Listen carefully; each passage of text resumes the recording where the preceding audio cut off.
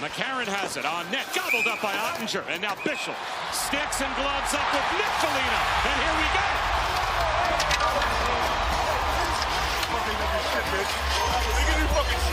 Well, Bischel jumps in here to protect his goaltender with Foligno hunting around for the loose change. Foligno did nothing illegal here, so I think it's Bischel protecting Ottinger, and also, you know what, get a little physical, generate some energy both in the crowd and on the ice. That's something that they need here. They haven't been able to generate much offense, so let's get gritty.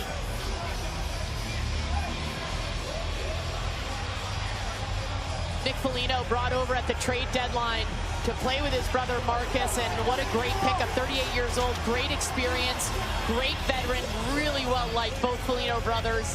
Having them together, 17 and 71, you see Marcus Foligno doesn't get an M because he's been there before, been in this team, and there's a shot, and Nick Foligno's looking, and Bischel does exactly what he's supposed to do. Hey, don't go near the crease, don't go near the blue paint. McCarron comes in there, you got, I mean, that is a big, heavy line. That's a lot of bodies. Myers, I mean, that's some Minnesota size. 71, Dallas 6, 2 minutes each roughing. Yeah, you know, it's even. You put them both in there. I see why the refs do this. You keep control over it. Like, hey, we just got to give you a little bit of a warning. Keep you honest. Let's not do this too much, but it is what it is. Liam Bischel, 6'7". Tyler Myers, 6'8". Of course, Jamie Benn, 6'3", the captain. He's not afraid to drop the gloves. Marcus Foligno, 6'3". McCarron, 6'6". I mean, it's like if there was a fight amongst power forwards in the NBA, that's probably what it would look like. Yakov Trenyan dangles, pad save, Ottinger, the rebound, digging for it, Ottinger gets the whistle, and we've got another scrum.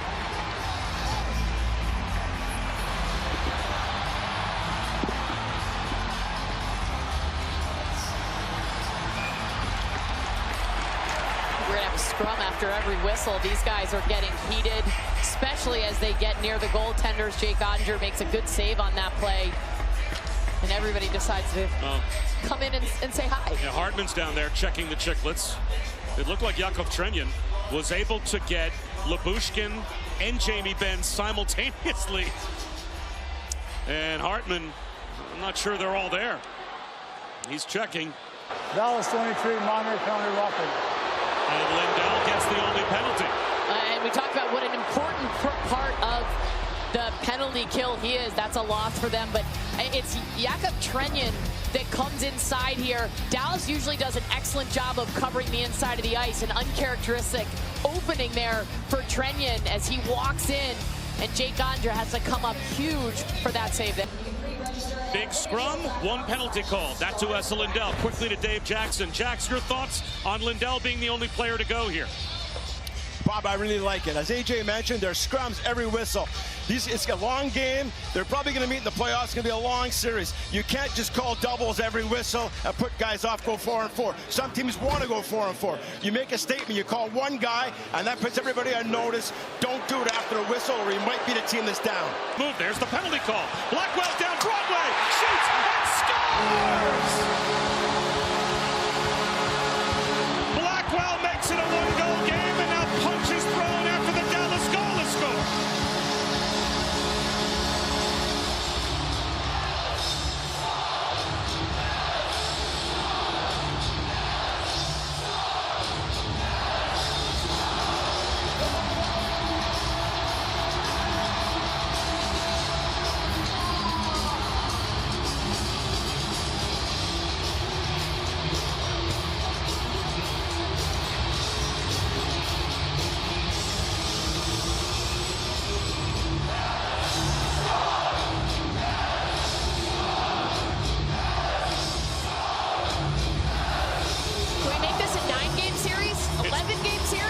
The playoffs yet, but just enjoy this.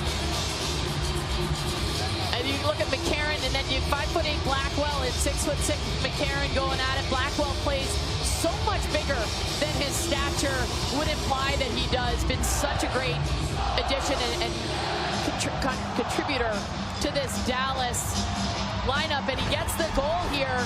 that gets him within one. There's a delayed penalty, and Blackwell finds this puck off the wall, and he circles up right there. Not the extra power yet. How about the poise that Blackwell has to pull it? He fakes the shot, pulls it inside, a little change of direction there, and then he's able to get that puck through Gustafsson. Let's see what happens here. You also have, this is that heavy line we talk about. You got McCarron between the Foligno brothers, and he gives him a little shove, tiny little shove, and it leads to all of this. And, you know, Blackwell to me is one of those players. He was playing up in the top 6 recently. He's back down, but talking to Glenn Gullickson this morning, he said there was a stretch of a couple weeks where he was our best forward. He generated the most offense. Minnesota 71, 2 minutes for roughing. 71, another 2 minutes for roughing. 57, 2 minutes for roughing. Now with 8 minutes to go, if the Stars can hold on and win this game, as Quinn Hughes has trouble with the puck. Poked deep by Adam Ernie. And now a mashup on the far side as Ernie is going after Hughes. Ernie's helmet was taken off. And now Hartman standing up for Hughes. Those two tussle in front of the bench as well.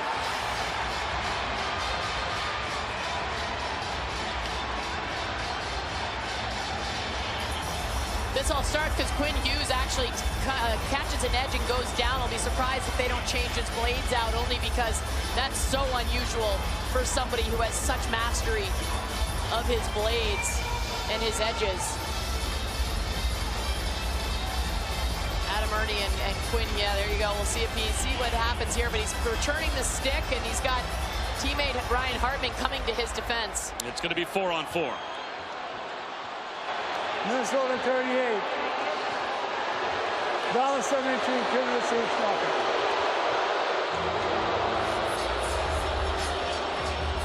So a pair of roughing minors called. 7:52 left in the third of a 1-goal game. We'll have some open ice. When we come back, it'll be 4-on-4. After this dust-up, Warren's coincidental minors. It's kicked out by Ottinger. The rebound loose. Rantanen has it. Rantanen on Hughes, muscles it out to neutral ice, then all the way down the wall. Hughes lost his stick. Wyatt Johnston is there. We have a penalty called, and now we've got a melee as well.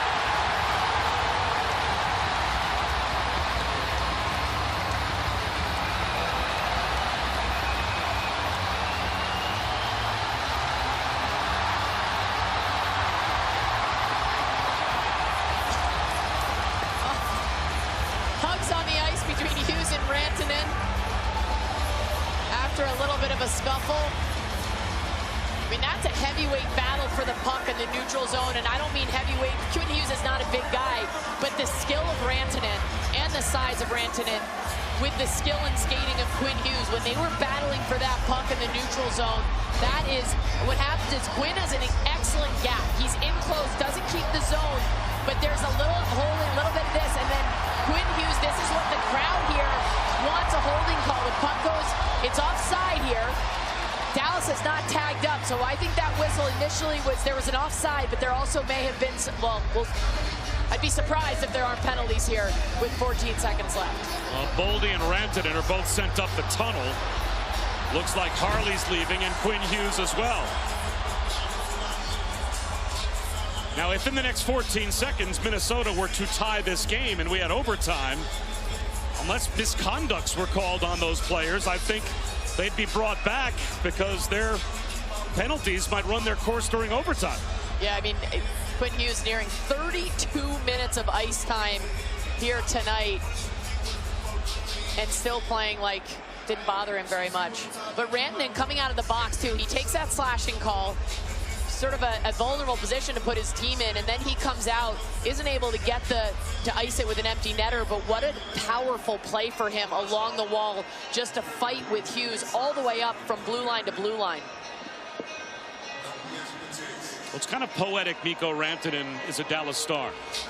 When he was in Finland growing up, trying to become a hockey player, his dad said, model your game after Jiri Lehtinen. Jiri Lehtinen's numbers retired here in this building.